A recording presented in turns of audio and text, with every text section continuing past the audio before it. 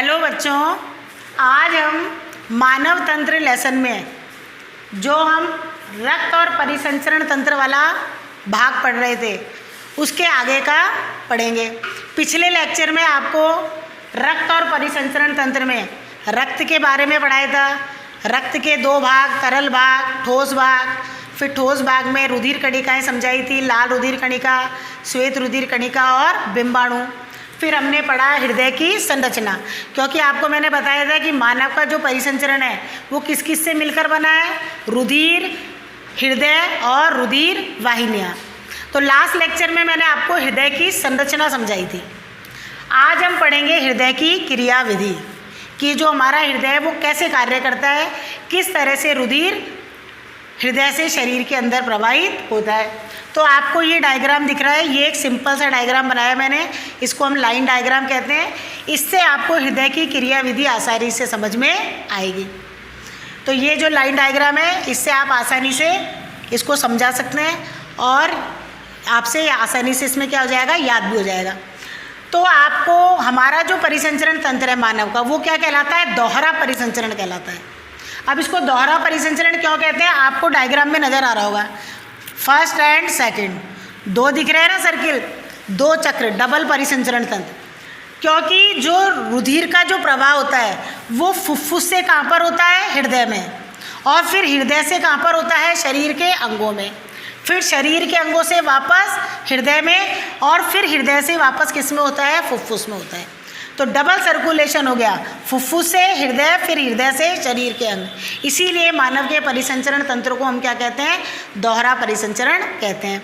अब आपको इस डायग्राम में दिख रहा है, ये क्या है, फुफ्फुस है, ये क्या है, हृदय। हृदय के कितने कक्ष बताए थे आपको, 4। ऊपर के दोनों कक्षों को हम क्या कह रहे थे, आलिंद, नीचे के कक्षों को क्या कह रहे थे, निलय। ये बाया आलिंद है, ये बाया निलय, ये दाया आलिंद, ये दाया निलय। और ये क्या है, शरीर के नीचे लिखा है शरीर के अंग। अब हमारे शरीर में रुधिर का परिसंचरण कैसे होता है, अब इसमें आपके बाएं और दाएं दो भागों में बटा हुआ है हृदय। तो हम कहीं से भी स्टार्ट कर सकते हैं, या तो आप इसको बाएं भाग से स्टार्ट कर दो या दाएं भाग से, दोनों तरफ से स्टार्ट करना से सही रहेगा। इसमें मैं आपको समझा रही हूँ, जैसे भी मैं आपको समझा रही हूँ ऐसे कैसे आपके बुक में लिखा हुआ है, बुक में से आपको इसको क्रियाविधि को उतारना है। तो मैं यहाँ पर आपको बाएँ भाग से शुरू करके बता रही हूँ, आप दाएं से शुरू करोगे तो भी सही होगा। तो सबसे पहले, अच्छा एक बात और कि हमारे, आप सोच रहे होंगे कि परिसंचरण तंत्र में फुफ्फुस का क्या कार्य है, ये तो श्वसन तंत्र का भाग है, लेकिन जो फुफ्फुस का सबसे महत्वपूर्ण कार्य है परिसंचरण तंत्र में, क्योंकि जो रुधिर को ऑक्सीजनित या जो शुद्ध करने का जो कार्य है वो केवल कौन करते हैं, फुफ्फुस करते हैं।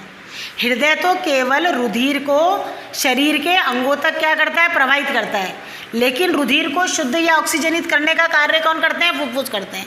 तो परिसंचरण तंत्र कहाँ से स्टार्ट करेंगे हम, फुफ्फुस से। तो सबसे पहले ऑक्सीजनित या शुद्ध रुधिर को फुफ्फुसीय शिराएं किस में लाती हैं, बाएं आलिंद में लाती हैं। तो फुफ्फुसीय शिराओं के द्वारा ऑक्सीजनित या शुद्ध रुधिर फुफ्फुस से किस में पहुँचता है, बाएं आलिंद में। पहले ये बाएं आलिंद शिथिल रहता है, लेकिन जैसे इसमें रुधिर बढ़ता है ये क्या होता है, फैलता है, और फैलने से आलिंद निलय कपाट क्या हो जाता है, खुल जाता है। और जो रुधिर होता है वो आलिंद से किस में आता है, निलय में आता है। पहले निलय भी शिथिल होता है, बाद में क्या होता है, फैलता है। आपको हृदय की संरचना में मैंने वॉल्व बताए थे कि आलिंद को निलय से जोड़ने वाली जो संरचना होती है उसको हम क्या कहते हैं, वॉल्व या कपाट कहते हैं। बाएं भाग में द्विवलनीय कपाट और दाएं भाग में त्रिवलनीय कपाट होते हैं। तो ये कपाट क्या होते हैं, खुलते हैं और बंद होते हैं, और इनके खुलने और बंद होने से ही लब डब की आवाज़ होती है, हृदय की धड़कन होती है।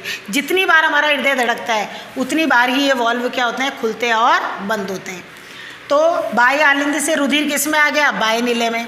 जब ये बायां निलय फैलेगा तो ऑक्सीजनित या शुद्ध रुधिर हमारे शरीर की सबसे बड़ी धमनी महाधमनी के द्वारा शरीर के विभिन्न अंगों तक पहुंच जाएगा।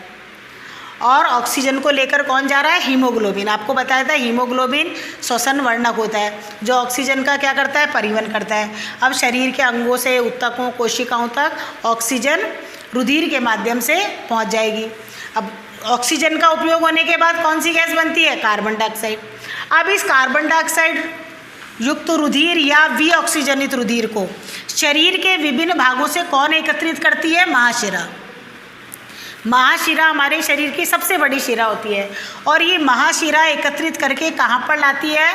विऑक्सीजनित रुधिर को दाएं आलिंद में। वही दाएं आलिंद पहले शिथिल होगा, फिर फैलेगा, फैलते ही आलिंद निलय कपाट क्या होगा? खुलेगा और जो रुधिर है अशुद्ध रुधिर दाएं आलिंद से किस में आ जाएगा? दाएं निलय में। अब दायां निलय जब संकुचित होता है तो ये रुधिर फुफ्फुसीय धमनियों के द्वारा वापस फुफ्फुस में शुद्ध होने के लिए चला जाता है। इस तरह से रुधिर का परिसंचरण हमारे शरीर में लगातार होता रहता है। तो बायां आलिंद और दायां आलिंद, बायां निलय और दायां निलय, 4 भाग आपको पढ़ा है। तो ये नहीं है कि बायां आलिंद भर रहा है तो दायां आलिंद खाली रहेगा, या बायां निलय भर रहा है तो दायां निलय खाली रहेगा। दोनों आलिंद एक साथ भरते हैं, दोनों निलय एक साथ भरते हैं। केवल अंतर क्या है कि बाएं भाग में हमेशा कौन सा रुधिर होता है? ऑक्सीजनित या शुद्ध रुधिर होता है, और दाएं भाग में विऑक्सीजनित या अशुद्ध रुधिर होता है। इस तरह से हमारे शरीर में रुधिर का परिसंचरण होता है। तो ये थी हमारे हृदय की क्रियाविधि। अब है हमारे रुधिर वाहिनियाँ। तो हमारे शरीर में 2 प्रमुख प्रकार की रुधिर वाहिनियाँ पाई जाती हैं, धमनी और शिरा। ये धमनी और शिरा हम हृदय से शरीर के अंगों में पढ़ रहे हैं। तो हृदय से शरीर के अंगों तक धमनियों में तो कौन सा रुधिर होता है? विऑक्सीजनित या शुद्ध रुधिर। और शिराओं में हमेशा क्या होता है? अशुद्ध रुधिर होता है। लेकिन ये पूरे परिसंचरण तंत्र में अपवाद है कि फुफ्फुस से फुफ्फुसीय शिराएं तो कौन सा रुधिर ला रही हैं? ऑक्सीजनित। और जो फुफ्फुसीय धमनियाँ हैं वो विऑक्सीजनित या अशुद्ध रुधिर को एकत्रित करके फुफ्फुस में लाती हैं। लेकिन हृदय से शरीर के अंगों में हमेशा धमनियों में ऑक्सीजनित रुधिर होगा और शिराओं में कौन सा होगा? विऑक्सीजनित रुधिर।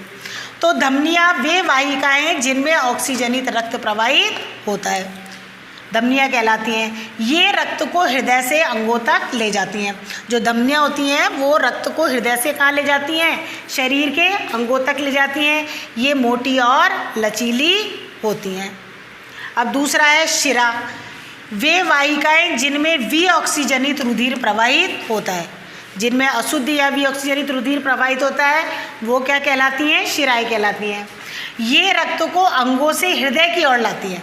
अब शरीर में से अशुद्ध रक्त को एकत्रित करके वापस हृदय में लाने का कार्य कौन करती है? शिराएँ करती हैं। इनमें कपाट पाए जाते हैं जो रुधिर को एक ही दिशा में प्रवाहित करते हैं। धमनियों में कपाट नहीं होते क्योंकि धमनियों में तो शुद्ध रुधिर है, वो आगे की ओर बहेगा। लेकिन शिराओं में हमेशा कौन सा रुधिर रहता है? अशुद्ध। इसीलिए उसमें क्या पाए जाते हैं? कपाट या वॉल्व पाए जाते हैं। तो जैसे जैसे रुधिर आगे बढ़ता है ये कपाट या वॉल्व क्या हो जाते हैं? बंद हो जाते हैं और अशुद्ध रुधिर को वापस पीछे जाने से क्या होते हैं? रोकते हैं। तो ये हमारे शरीर की 2 प्रमुख रुधिर वाहिकाएँ थी, धमनी और शिरा।